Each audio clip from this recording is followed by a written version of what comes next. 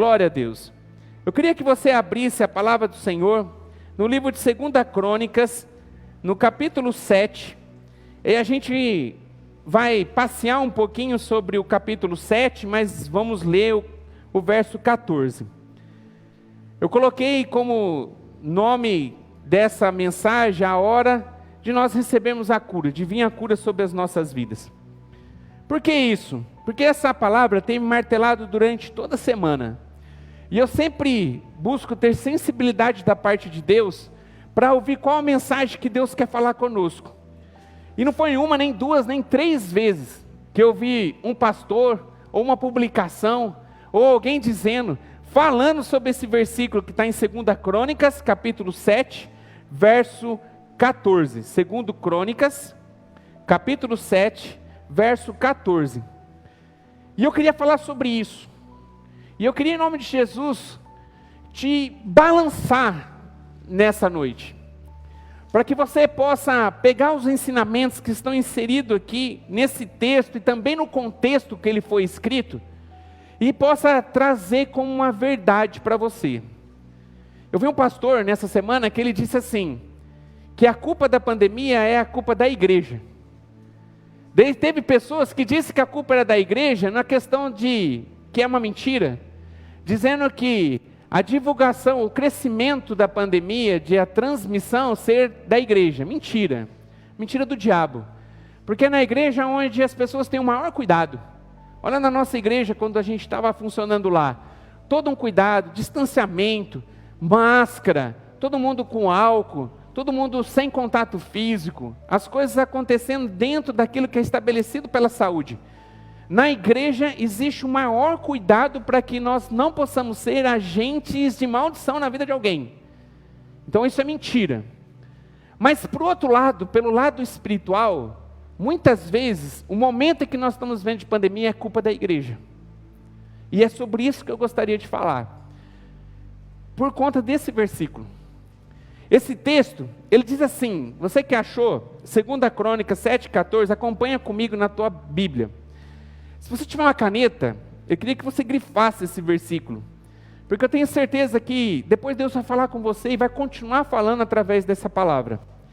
E ele diz assim, 2 Crônicas, capítulo 7, verso 14. E se meu povo, que se chama pelo meu nome, se humilhar e orar, e buscar a minha face, e se converter dos seus maus caminhos, então eu ouvirei dos céus, perdoarei os seus pecados e sararei a sua terra. Então esse texto aqui é muito conhecido. Eu tenho certeza que você já ouviu alguma mensagem falando desse versículo. Eu lembro não foi uma nem duas vezes, de Deus dar alguma mensagem um pouco diferente, uma palavra diferente do mesmo versículo para que eu pudesse ministrar sobre ele. Não é algo novo, não é um texto novo, não é algo que a gente descobriu, nossa, está aqui a chave da cura do momento em que nós estamos vivendo. Isso aqui está ali e é muito falado. Mas eu queria começar, não já com esse versículo, mas eu queria mostrar o contexto dessa palavra. Quem disse isso foi o próprio Deus falando para Salomão. Então Deus fala com Salomão dizendo essa palavra. Quando você só lê esse versículo, dá a impressão que o povo estava vivendo um momento difícil.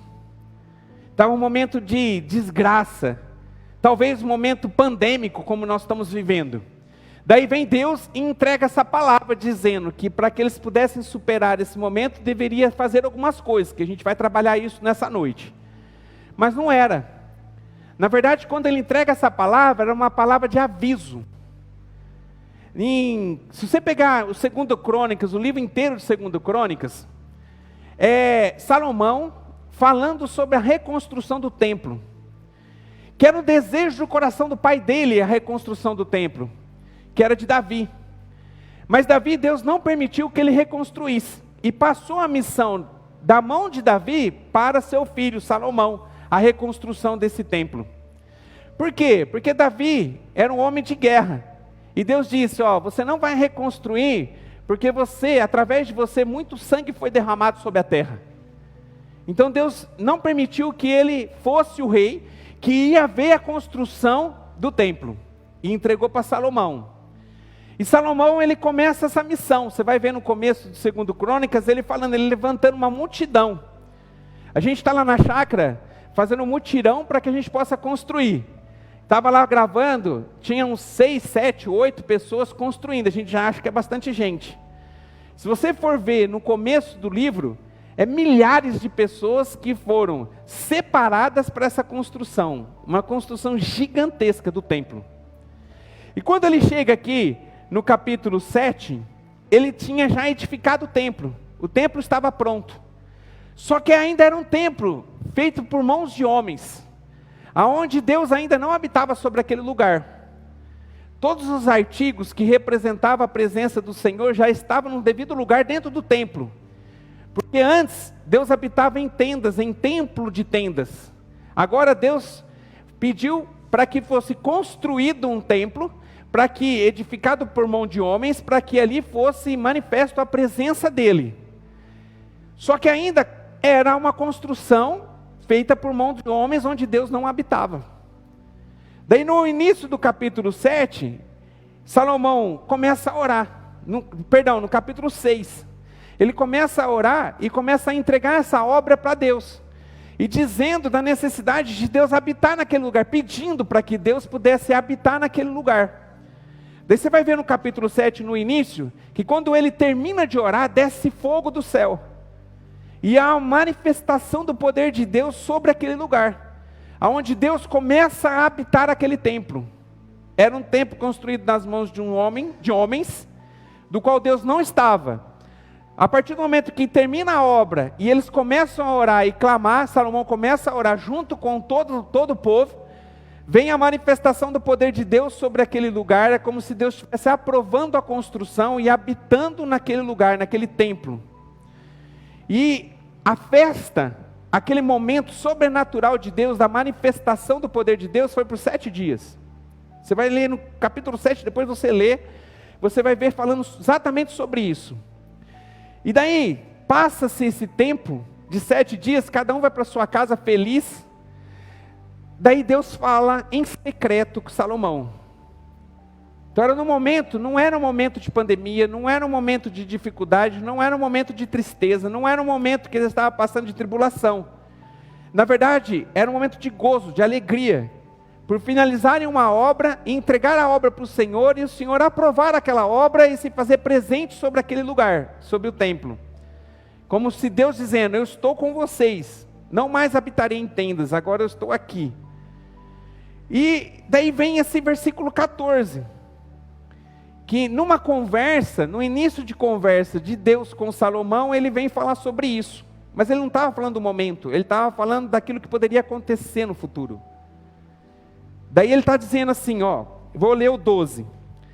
E o Senhor apareceu de noite a Salomão e disse, ouvi a tua oração e escolhi para mim este lugar para a casa de sacrifício.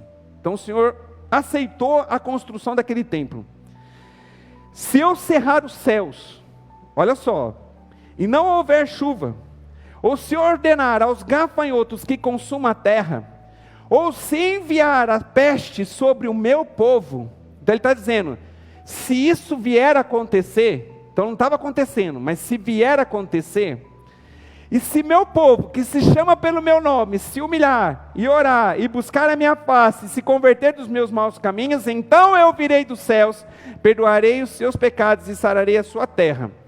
Ele está dizendo, se o povo se distanciar da minha presença, e vir a consequência da desobediência sobre a vida do meu povo, se eles tiverem essa postura, do qual, olha, aqui ele fala no 14, eu venho e curarei, sararei, não só a eles, mas a sua terra.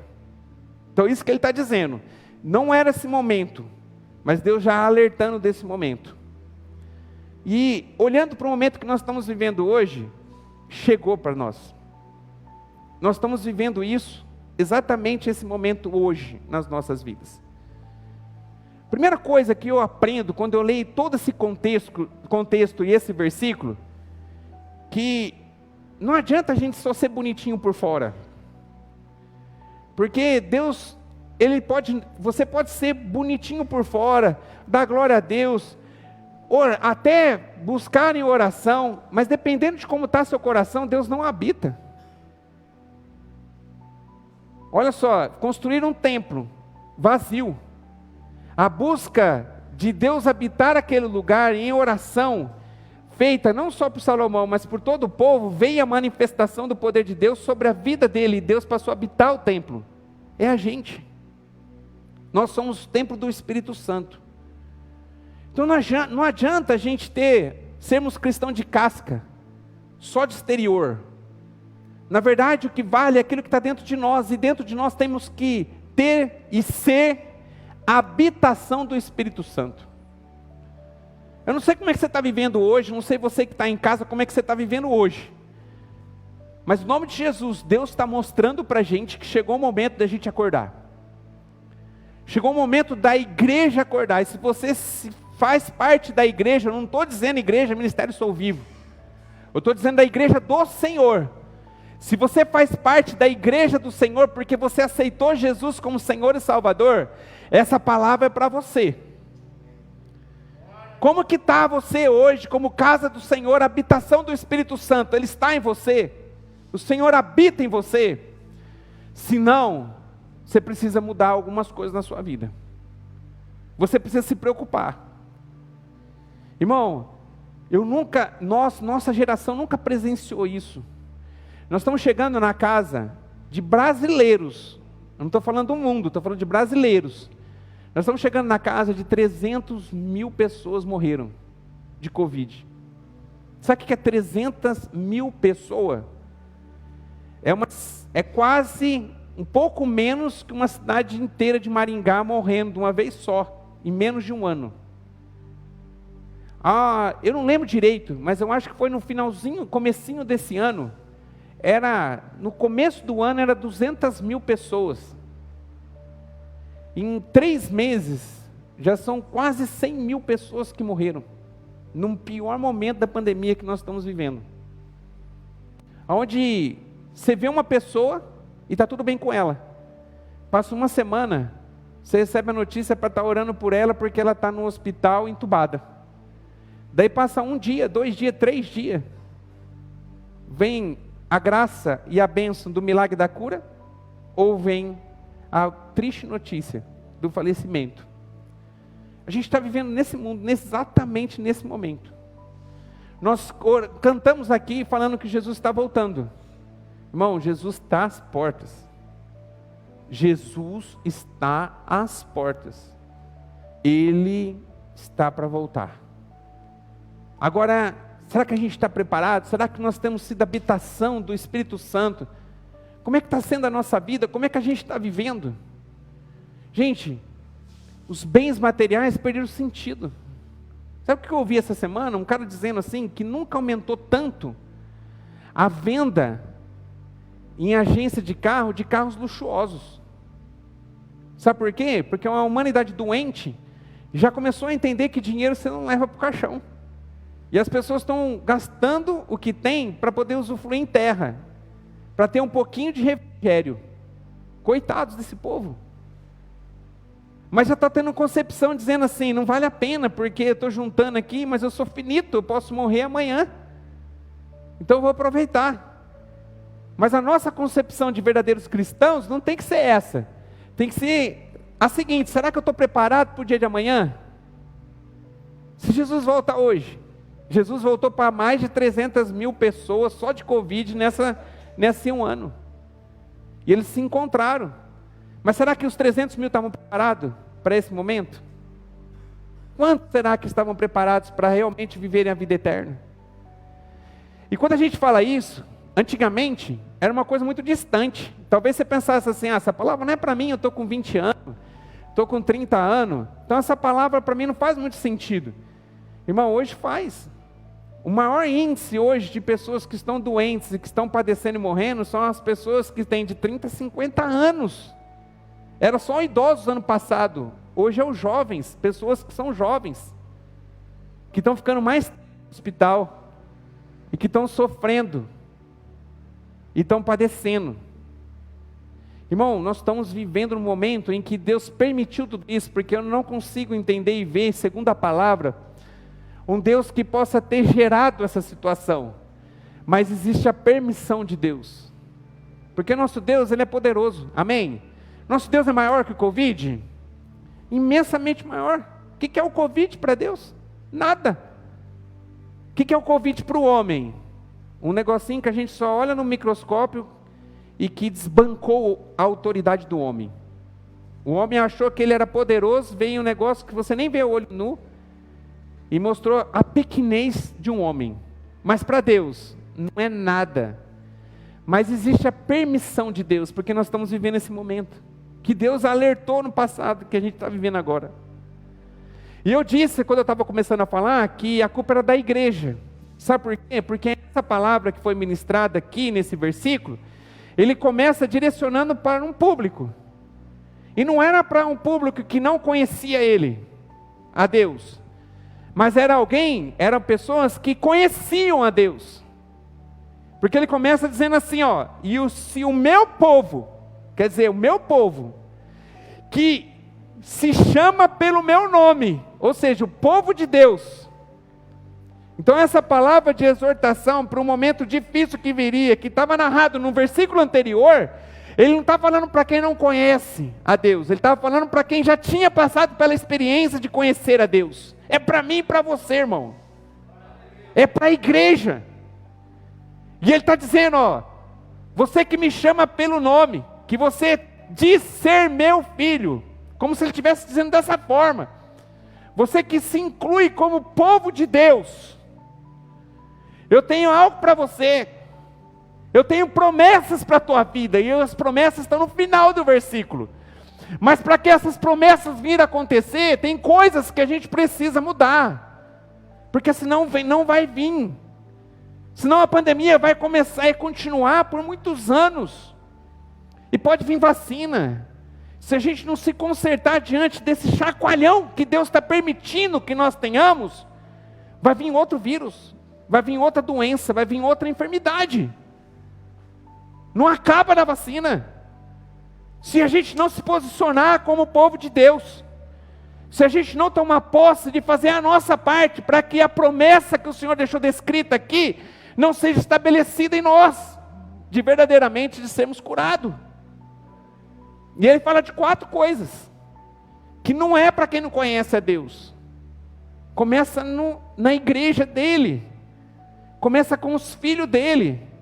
Então a culpa não está nos governantes que não conhecem a Deus, não está naquele governador que não professa o Senhor Jesus como Senhor e Salvador, não naquele prefeito que talvez não conhece a Deus, não está na culpa deles, a culpa não é deles, a culpa é da igreja que não está vivendo aquilo que está descrito aqui.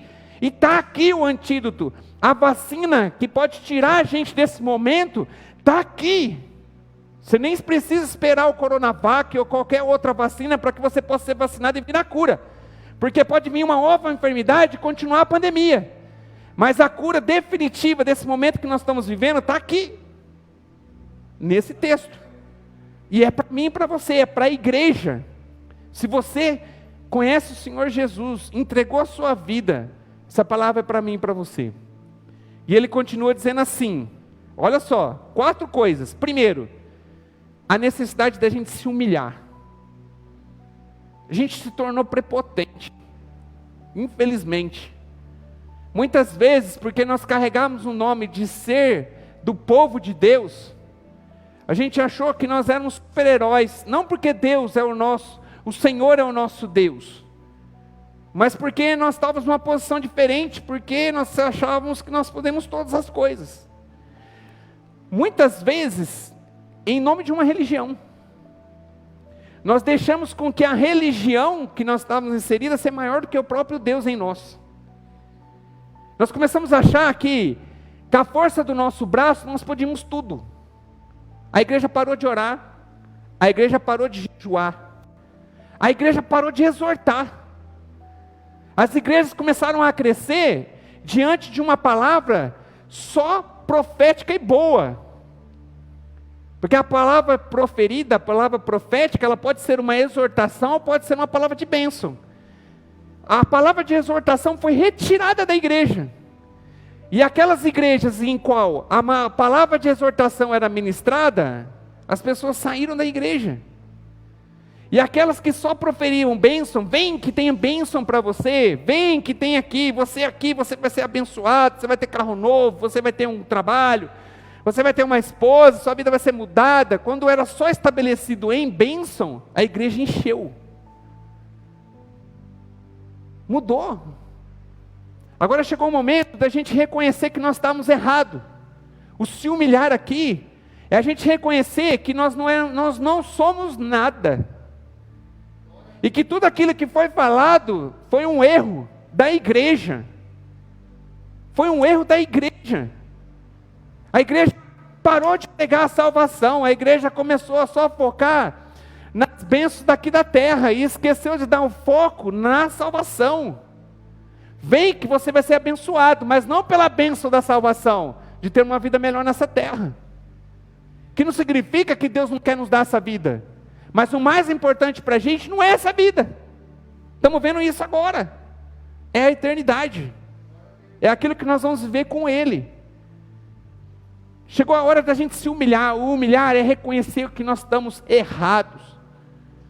Reconhecer que o que nós fizemos não deu certo. Que nós talvez fracassamos na nossa carreira cristã. Que nós fracassamos como homem de Deus. Será que a gente tem vivido verdadeiramente, mostrando, refletindo o maior sacrifício de Jesus para nós, de Deus para nós, que foi Jesus sendo sacrificado na cruz? Será que a gente tem feito valer a pena esse sacrifício? Não tem. Chegou a hora da gente se humilhar. Chegou a hora da gente reconhecer que nós não somos nada. O apóstolo Paulo disse que ele tinha que diminuir para que o Senhor pudesse crescer nele. Nós estamos muito grandes, gente. Nós precisamos ser diminuídos, para que o Senhor possa ser manifestado em nós. Que eu diminua e que Ele cresça. Humildade. A segunda coisa que ele fala, a necessidade da gente orar. E aqui tem duas palavras que parecem a mesma coisa. Que ele fala assim, que você deve orar e buscar a sua face. Então ele fala de duas coisas que parecem a mesma. Quando eu oro eu estou buscando a face.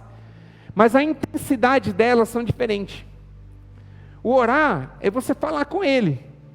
Buscar a face é de você sentir Ele. É de você ver Ele. No mundo espiritual, como se você estivesse vendo Ele face a face. Eu lembro quando eu estava pensando nisso hoje à tarde, Deus me fez lembrar.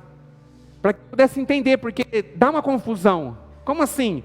Eu orar, quer dizer, ter relacionamento com Ele através da oração, e a segunda parte ele fala de buscar a face. Se ele diz duas palavras, é porque tem significado diferente. Não está por acaso na Bíblia. Então o que é isso?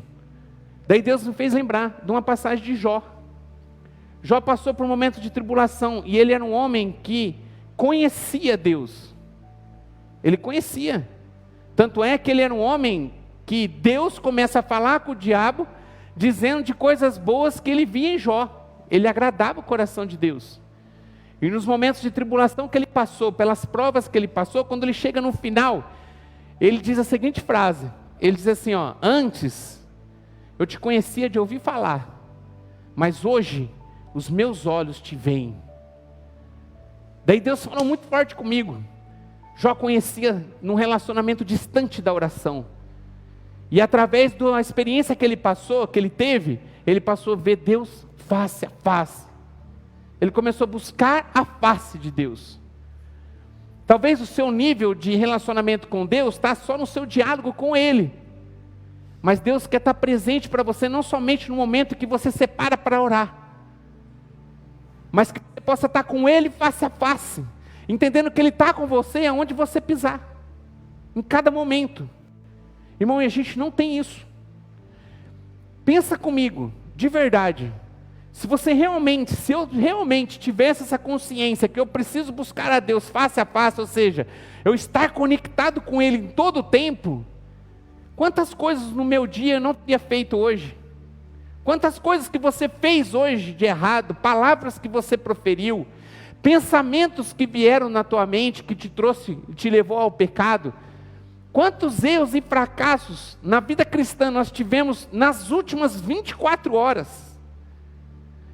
Porque nós temos o conhecimento da oração, mas talvez não buscando ele face a face. O que Deus tem para nós hoje é a necessidade de manter essa comunicação em oração, mas buscar ele face a face. É como se eu estivesse orando, olhando para ele e sabendo que ele está todo o tempo comigo. A Bíblia diz que a nossa oração não é nesse nível de simplesmente você dialogar com Deus em algum momento do seu dia. A Bíblia diz que a oração tem que ser uma oração sem cessar, que é um peso maior, que é você buscar todo o tempo a face dele, no seu dia, desde a hora que você acorda, desde a hora que você dorme, de você entregar no seu final de dia, quando você vai orar à noite, você entregar até os seus sonhos na mão do Senhor. Talvez você está sonhando coisas que não agradam a Deus, mas você tem cuidado de durante o dia buscar a presença dele, estar face a face com ele, para que você não alimente seu pensamento de coisas ruins. Talvez o que se acontece durante a noite é um resultado daquilo que você viveu no seu dia, e isso é científico. Pode perguntar para o médico, ele vai dizer isso.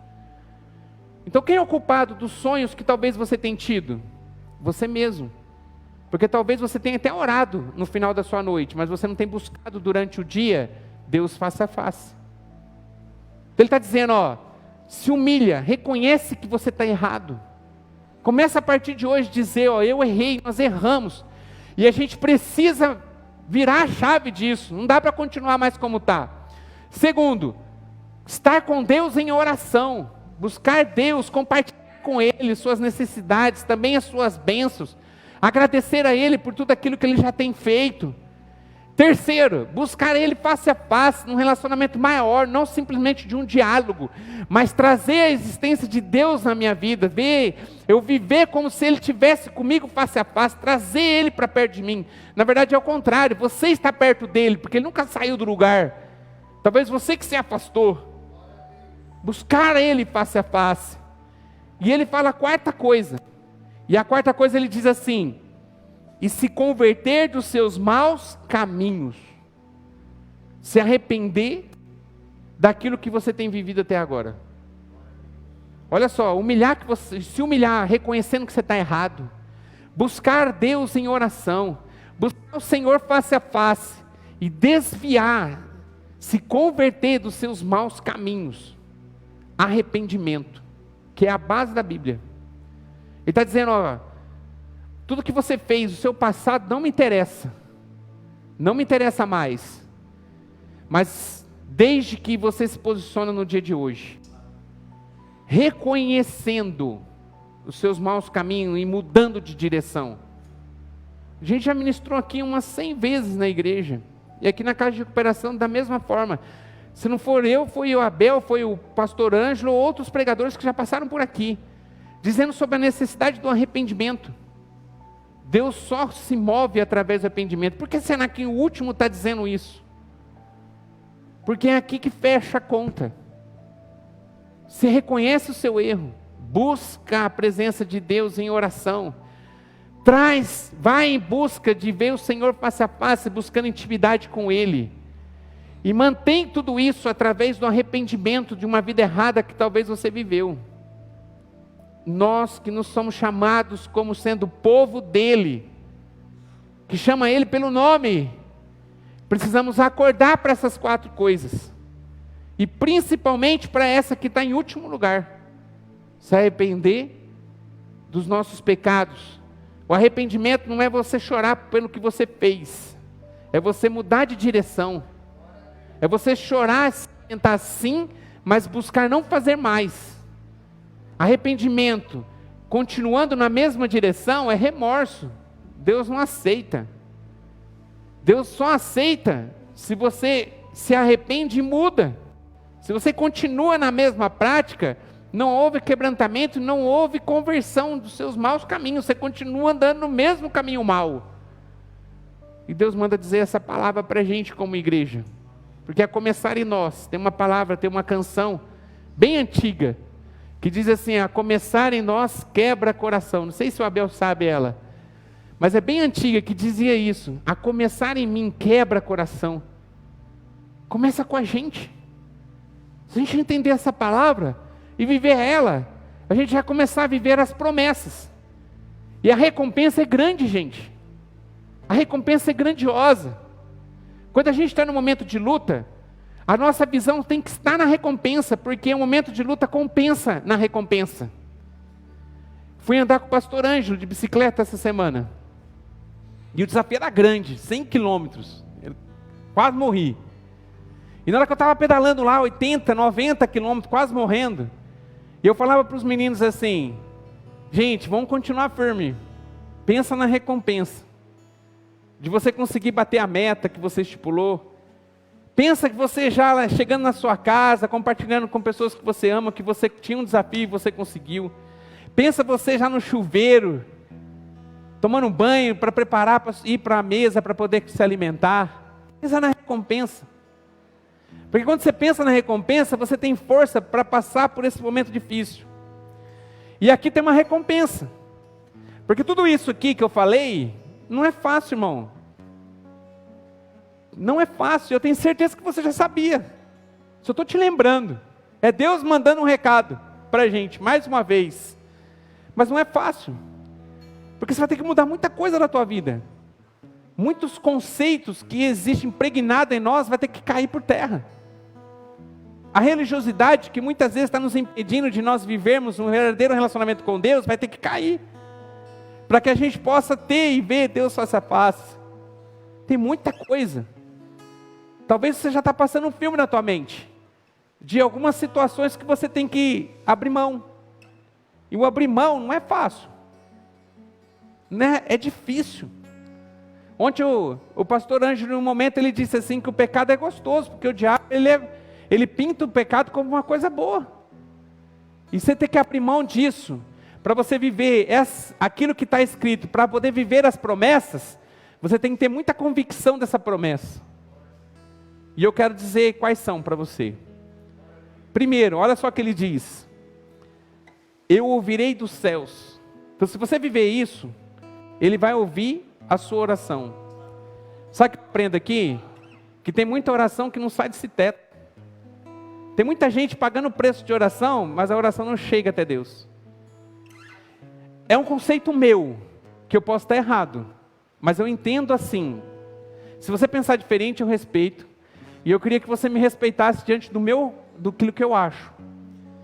Eu entendo que quando uma pessoa está longe, distante da presença de Deus, só tem uma oração que Deus escuta.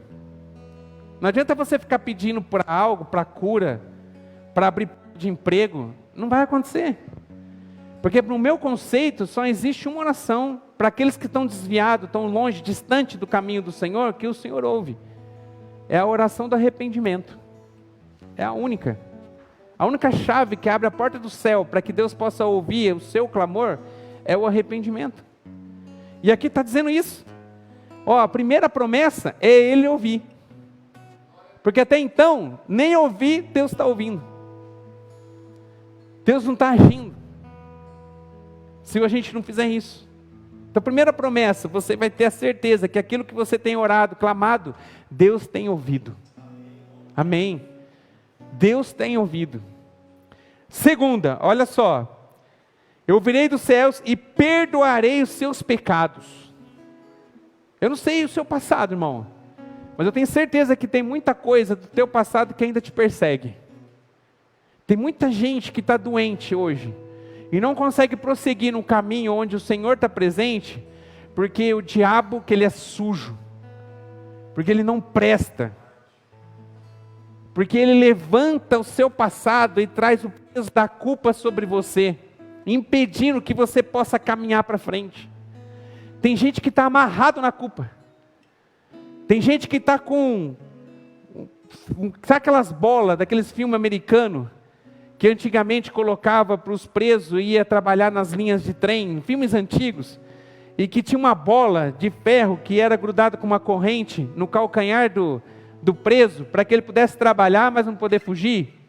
Por mais que ele tentasse avançar para frente, ele não conseguia porque está preso. Tem gente assim. E está permitindo isso. Quem colocou essa corrente foi o diabo.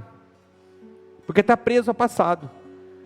Mas no nome do Senhor Jesus, eu creio, pela fé, que essa corrente vai ser quebrada em nome do Senhor Jesus. Porque o Senhor, como disse aqui, que é a promessa dele, através do arrependimento, da busca, da oração, de sermos humildes, reconhecer os nossos erros, o Senhor não vai lembrar do nosso passado, porque Ele vai perdoar os nossos pecados. E a Bíblia, quando Ele fala de perdão de pecado, Ele está falando do abandono do seu passado. Ele não define quem você é hoje, quando existe o perdão. Pastor, eu matei alguém. Para Deus é passado. Se você realmente se arrependeu, se você se consertou com Ele, essa corrente da culpa que talvez o diabo tenha prendido em você, ela vai ser quebrada, irmão. E você vai começar a escrever uma nova história. O Abel pregou sobre isso há 2 semanas. Olha que bênção, olha que presente. Já pensou você poder zerar o teu passado de erros, para você começar a reescrever uma nova história? Olha que oportunidade que Deus está dando para a gente, de não mais andarmos sozinhos, em erro, fadado ao erro, mas agora andando com Ele, de vitória em vitória. E a terceira, ele diz: e sararei a sua terra. Vai vir a cura sobre a terra, a partir de nós. Olha só, olha que bênção, sua oração será ouvida, os seus pecados serão perdoados. E quando há perdão de pecado, há salvação em Cristo Jesus, há liberação do seu passado. Você não esquece do seu passado, mas ele não define mais você, ficou para trás na sua história. E por último, vai vir a cura, não só sobre a tua vida, mas sobre a nossa terra. Presente de Deus para nós. Quem deseja isso? Amém. Só que tem 4 coisas que você precisa fazer. Primeiro, se humilhar. Segundo, orar. Segundo, buscar a face todo dia. E por último, você se buscar o perdão dos seus pecados, o arrependimento, e seguir para um outro caminho, converter dos maus caminhos. Mas não acaba aí. O diálogo dele continua. Deus falando com Salomão. Daí quando chega, e as próximas palavras é Deus falando coisas boas para Salomão, e dizendo que ele ia cumprir com a promessa que ele tinha dado a Davi com relação à sua descendência, a Salomão. Só que não era garantido, por conta de Davi, que Salomão ia viver uma vida perfeita, porque dependia dele a manutenção daquilo que Deus havia dado para ele. Então esses 4 coisas, não é uma coisa isolada, que você só faz hoje, e está tudo certo. Agora eu não preciso mais cuidar, porque já recebi. Existe a manutenção dessa promessa. Para que você possa viver aquilo que nós falamos, tem que viver essas 4 coisas, até a volta de Cristo.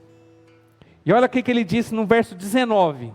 Ele fala de coisas boas, depois ele entra no 19. No 19 ele diz assim, ó: porém, está falando para Salomão, porém, se vós desviardes e deixardes os meus estatutos e os meus mandamentos que eu vos tenho proposto, e fordes e servirdes a outros deuses, e vos prostrardes a eles, então os arrancarei da minha terra que lhe dei, e lançarei da minha presença esta casa que consagrei ao meu nome, e farei com que seja por provérbio e mote entre todas as gentes. Olha o que ele diz, que não era só um caso isolado, mas ele deveria manter os estatutos, os ensinamentos e a obediência, e viver aquilo que ele havia falado para ele, porque senão ia vir uma reviravolta, e ele ia passar e padecer por muitos problemas que poderiam vir pelo futuro. Tem promessa do Senhor para a sua vida, amém? Quem recebe? Decida hoje e mantenha aquilo que Deus tem para a sua vida.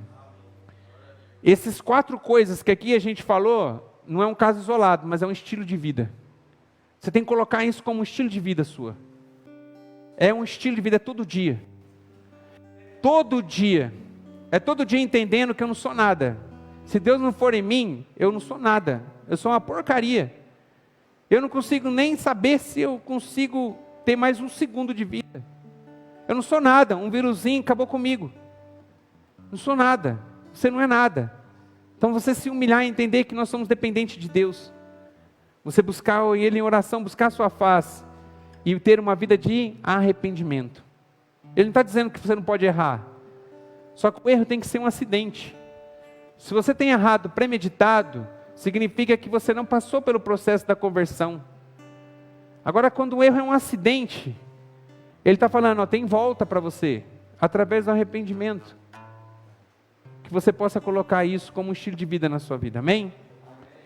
E eu tenho certeza que você vai viver a promessa da cura. Você que está vendo a gente, vai ver a promessa da cura, em nome do Senhor Jesus. A culpa é nossa, mas a gente se posicionando, a gente vai poder mudar completamente isso. Nós vamos mostrar para a terra toda que o Senhor é o nosso Deus. Amém? Vamos ficar de pé para a gente orar, em nome de Jesus. Glória a Deus. Queria que você fechasse os seus olhos. Você que está em casa, da mesma forma, feche seus olhos. Que você possa, eu sei que você já está na presença do Senhor, desde a hora que a gente começou o nosso culto, desde o momento do louvor, desde o momento que nós tivemos aqui de adoração. Mas agora, em nome de Jesus, começa a digerir essa palavra. Em nome de Jesus. A palavra foi lançada, eu tenho certeza que você já absorveu boa parte dela. Mas agora chegou a hora de você mastigar essa palavra. Começa a falar com o Senhor. O que você precisa mudar? Qual que é a tua participação de culpa diante daquilo que nós estamos vivendo?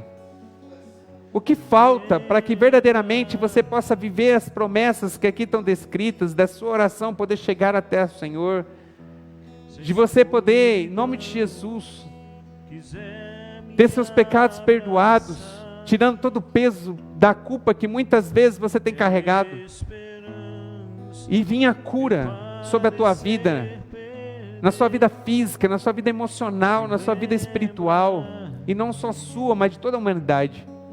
Começa em você, em nome de Jesus. Começa a falar com Ele. Eu sei que Deus está aqui, a gente pode sentir a presença de um Deus vivo, poderoso, que está aqui neste lugar. Antes era um salão de 4 paredes, agora é casa do Senhor, porque aqui Ele habita, e aqui Ele está nessa noite. E da mesma forma a sua casa, você tem que ser o templo do Espírito Santo, em nome de Jesus. E eu sei que Ele está com você também, ministrando ao seu coração. As minhas palavras são poucas, vagas, mas o Espírito Santo que está aqui, que está aí com você, Ele te convence. Tome uma decisão nessa noite.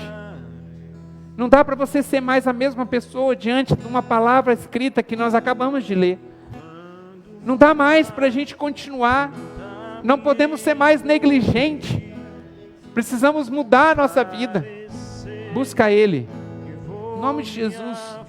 A sua oração pode mudar completamente você e tudo aquilo que está à sua volta.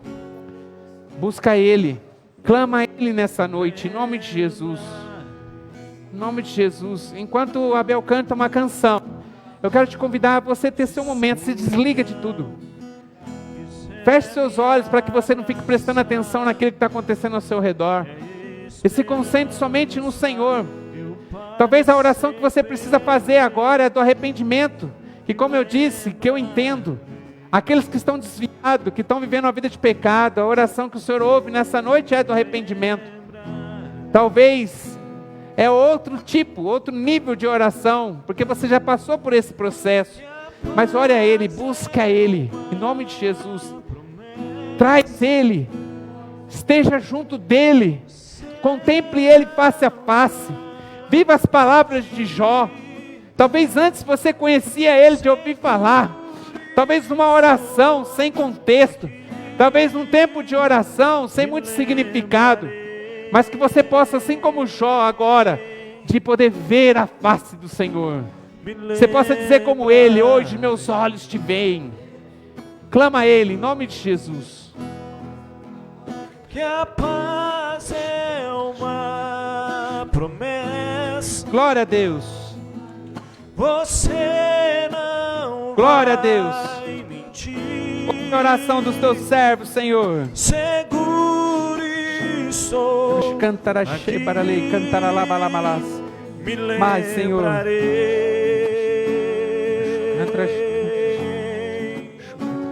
Me lembrarei. Em nome de Jesus, Senhor. Em nome de Jesus, estabelece as tuas promessas, Senhor.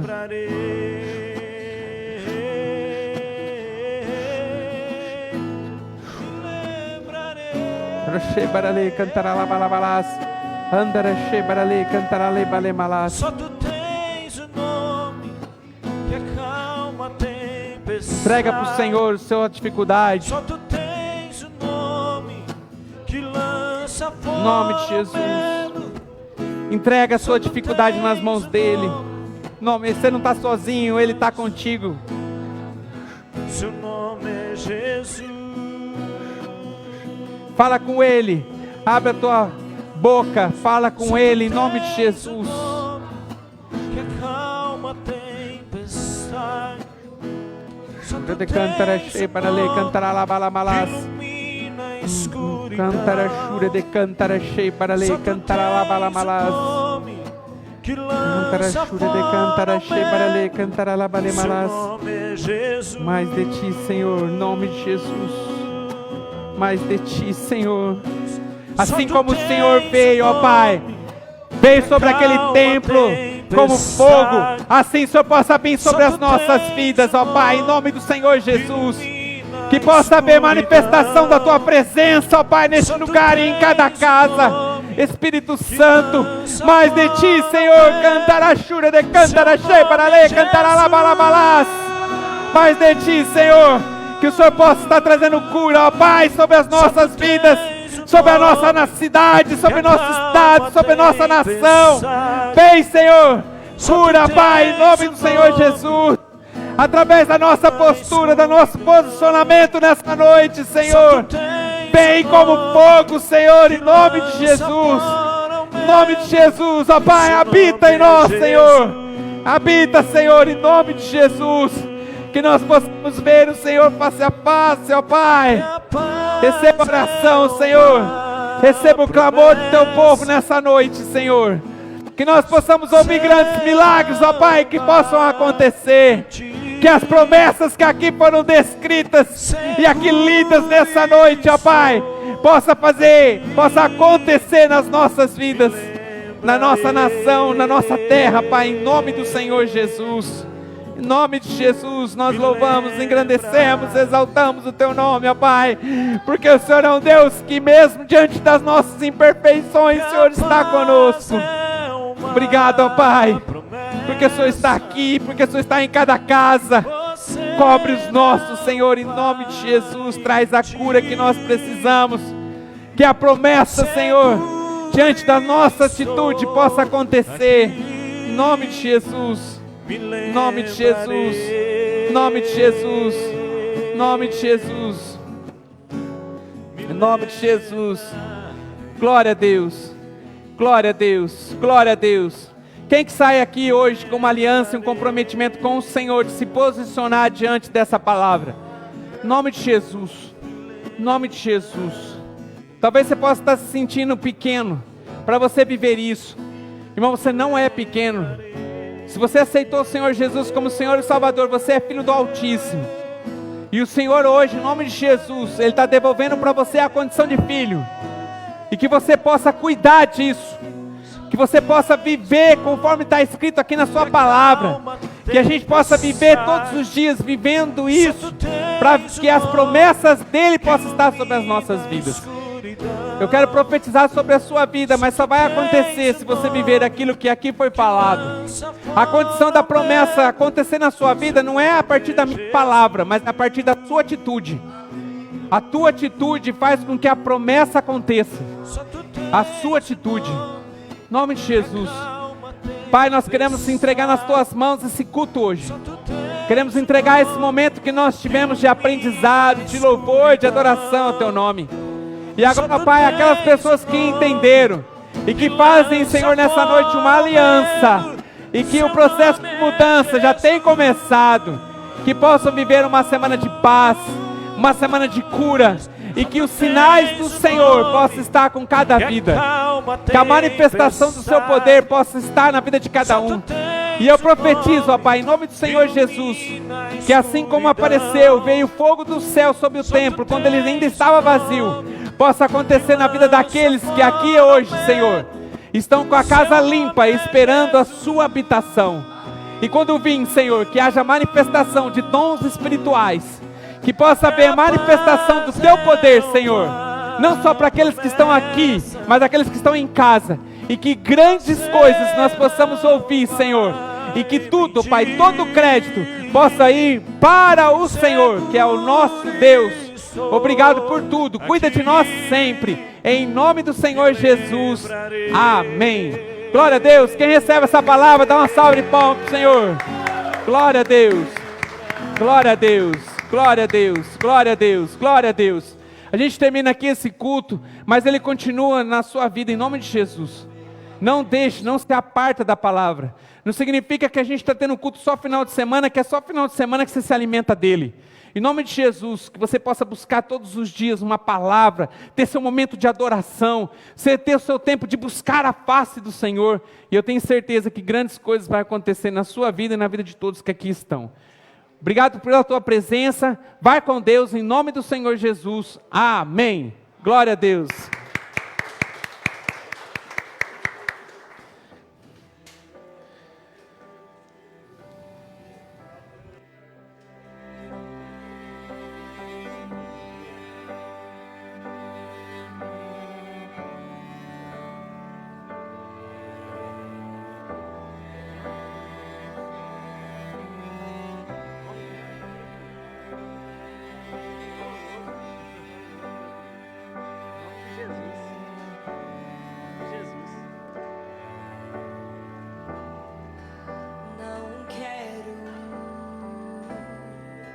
Deixa você ir, te quero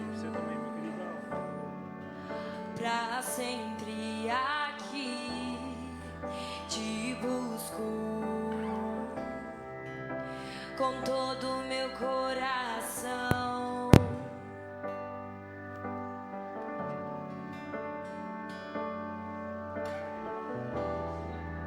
Não quero deixar você ir, te quero pra sempre aqui, te busco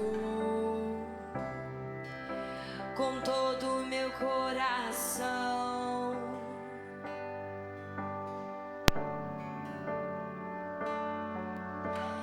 Uma vida é pouco pra te amar, me dá a eternidade com você. Uma vida é pouco pra te amar, me dá a eternidade com você. Não quero deixar você ir, te quero pra